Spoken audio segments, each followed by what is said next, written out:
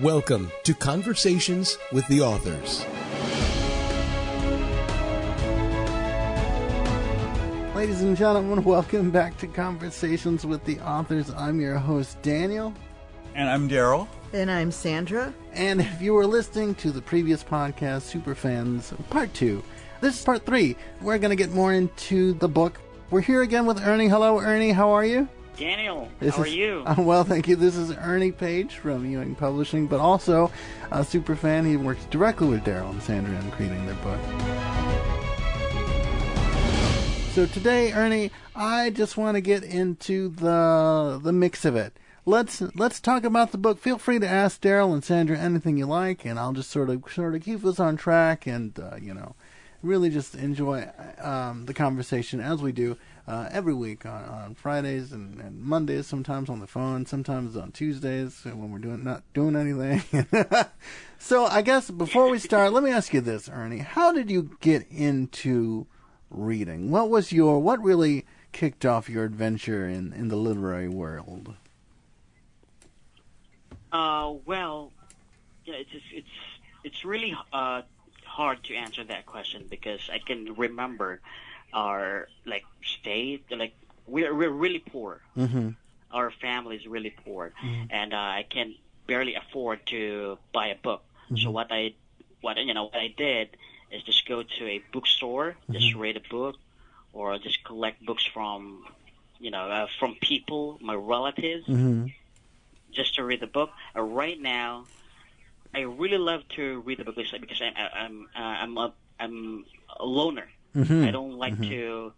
I'm an introvert. I don't like to talk to people before. Right.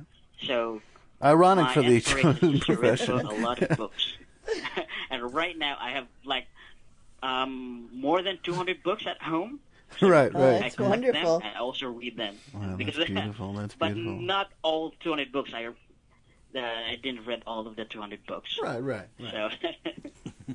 Well, it's the beginning of my story. It's always wonderful when I hear someone who has a library like that. I think of our President Jefferson, who started the Library of Congress. Our third president. And when the Library of Congress burnt down, he was able to resupply the Library of Congress with his own private library.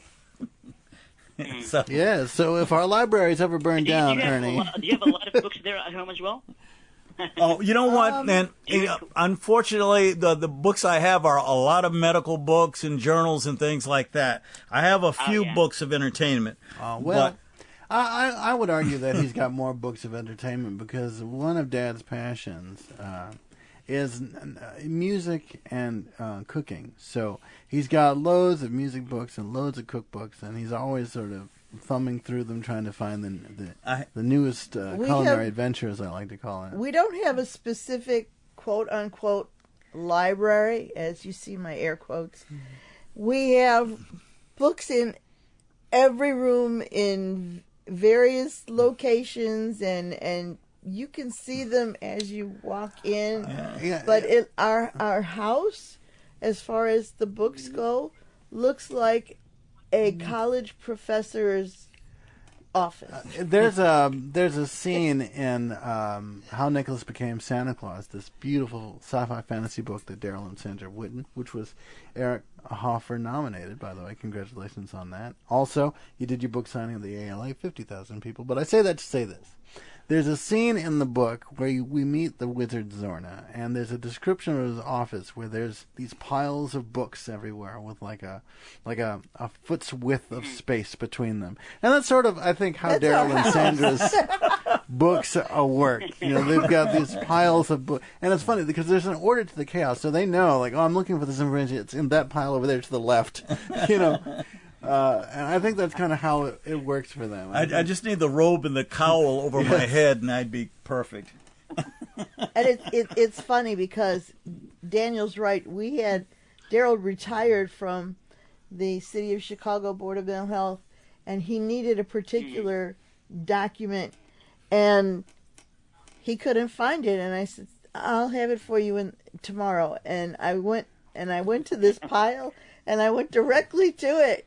Then I called him up and I said, "Here it is. I got it." You know, it's like it's like a visual state Well- of genius. You know. Well, maybe Daryl is always busy, and you, Sandra, as well. Since you're at home, are you at home always? I am home at home always. And That when is I why wrote the you book, I know was at home. everything. You know everything inside the house. Well, I do go in the yard a lot. Well, I just have a few questions to Daryl, to Sandra as well, regarding this is just really very important. Why to make sure How Nicholas Became Santa Claus is a really good book, no question about that. But they don't know the story; they just know the book. They don't know the story in writing the book. That is why I'd like to ask this question. Oh, the story behind inspired writing you? the book. Yeah, what inspired you to write a science fiction specifically about Santa Claus? Well, for me, I think my wife actually inspired me because she came up with the storyline. But there were a lot of questions. There always is a lot of questions about where this stellar human being came from, and so we needed a backstory. And we were so excited about putting this backstory together. My wife had a lot of ideas. She gave me a lot of ideas, and we wanted to make this work. And we wanted to show where he came from. There's been so many stories written about Santa Claus. We thought we'd write something about Nicholas. You know, how he became that. And Nicholas needed a story. You know, and I'm not talking about why not Viking? What? Pardon? Why not write about Vikings? Why not a Viking Why story? focus Why- on Nicholas, or Nicholas Became Santa Claus? Because you can write like about a mythical creature, or let's say talking about Europe, Vikings, Well, in Norway. And I suppose a story like that or any other would have been fine too. But this was such a beloved figure in the world that didn't have a backstory. And when she came up with the idea about a backstory, I was very excited about that. I said, nobody's ever written a backstory like this before. I mean, on Christmas, you see stories about Santa Claus and the elves and the reindeer and all that type of thing. And it's very, I think, it's very saccharine, if you ask me. And I just wanted something. Yeah. And I also, we've talked before on the podcast a few times about styles of writing, and we talked about, different ways of thinking. We talked about speculative writing, right?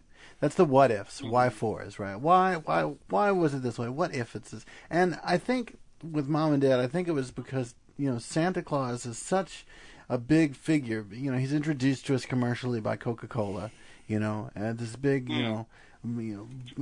bulging man with, rosy cheeks and a bowl full of jelly, Yeah, and it's like, what if his story is far different than what you might think it is? What if, I think that's sort of the draw to it for me. For me, if you think of it this, I'm going to make an analogy. Yeah.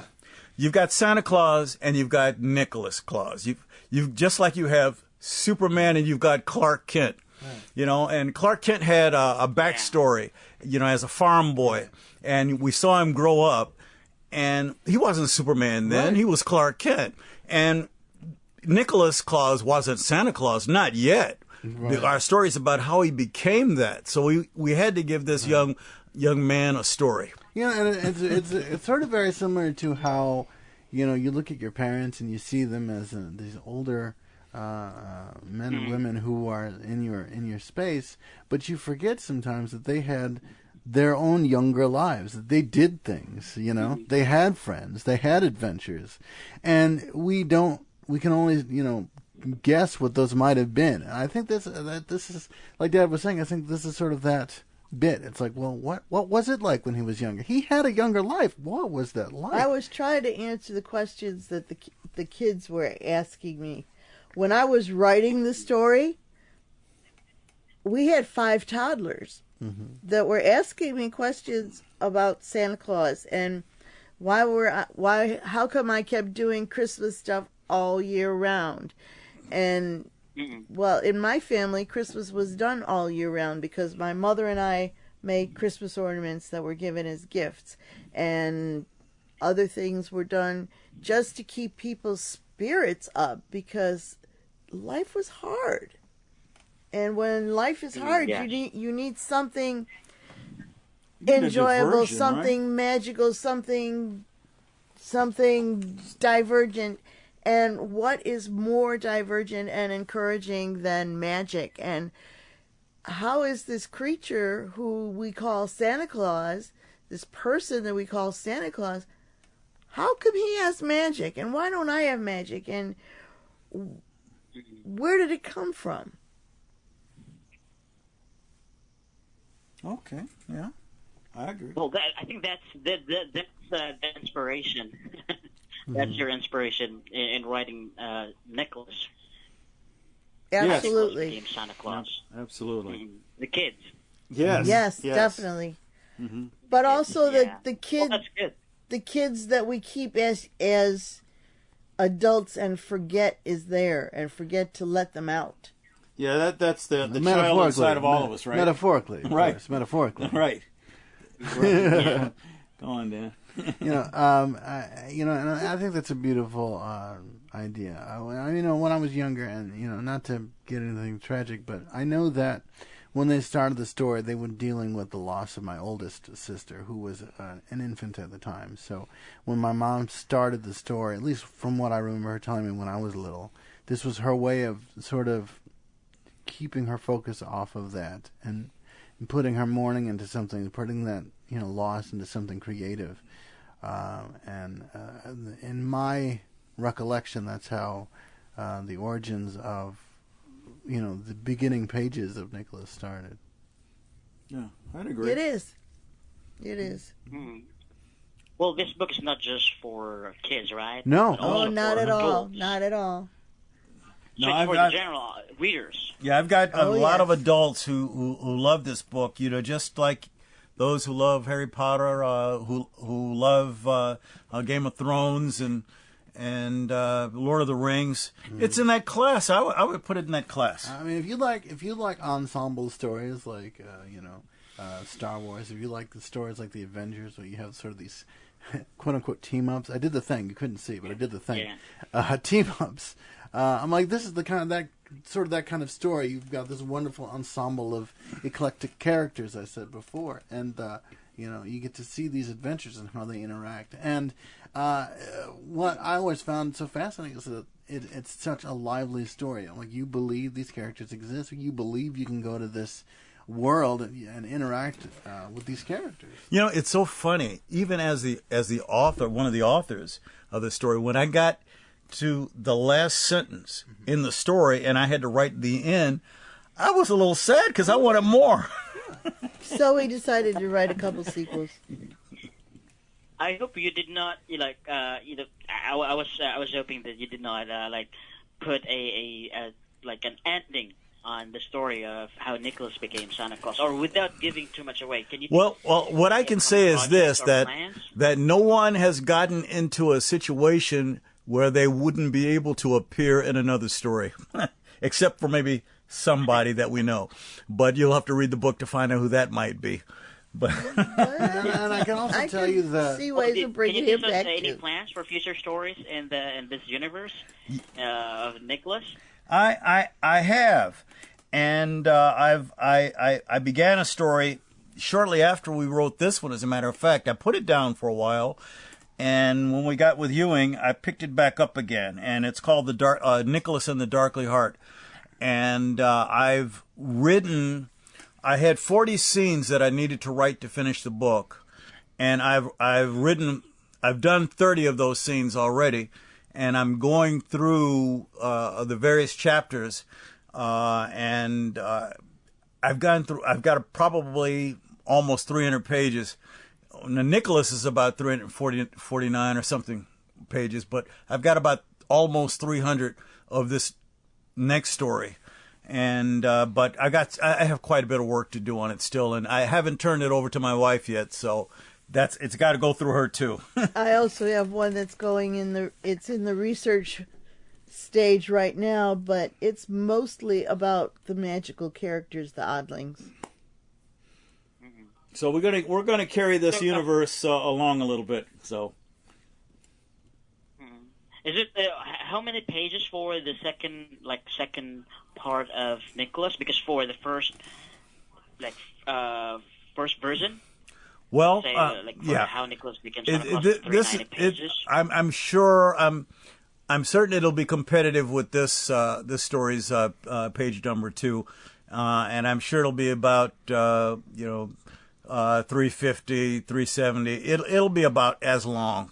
So, and it's interesting. Even though he says 300, 370, the story is so good. And I'm not saying I'm not being biased. I've read the story several times. It doesn't feel like it's 300. As a matter of fact, it doesn't feel like it's enough pages. Is how the story is, because it really is a page turner, and you just keep going. It's just that engaging. That's good. Yeah.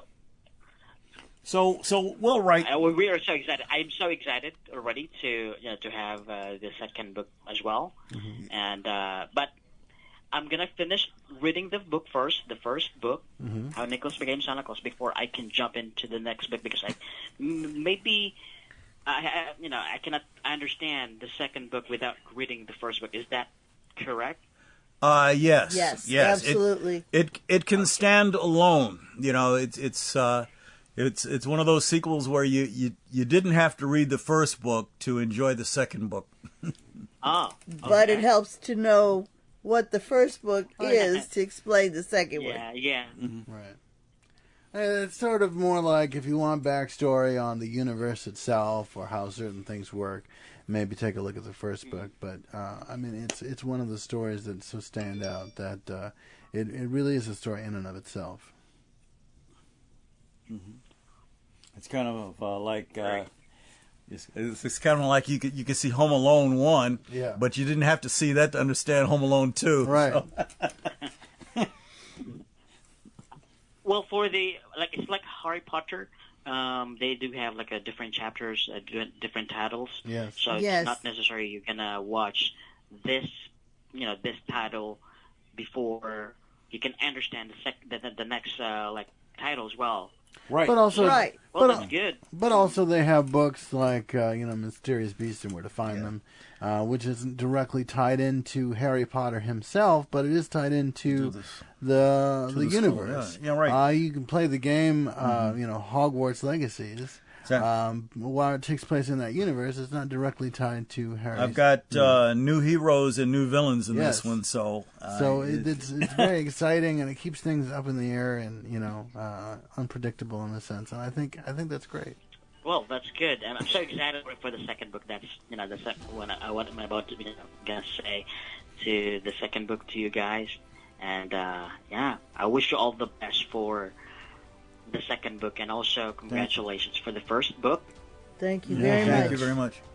And if you're we're halfway there. Yeah, absolutely. And if you're interested in getting your feet wet, and if you're interested in what all the congratulations is about, and why they're nominated for the Eric Hoffer Award, and why they were at the ALA for 50,000 people signing books and giving them away, and bringing smiles from everywhere they go, you can check out our website at troopbooks.com. That's TROUPE. Check out our social media, our Facebook, our Instagram at troopbooks, TROUPE, even our threads. Mr. Zuckerberg, thank you again for that. And thank you for listening, and thank you, Alexander Nakarada, for your wonderful intro. We will gladly talk to you all next time on Conversations with the Authors.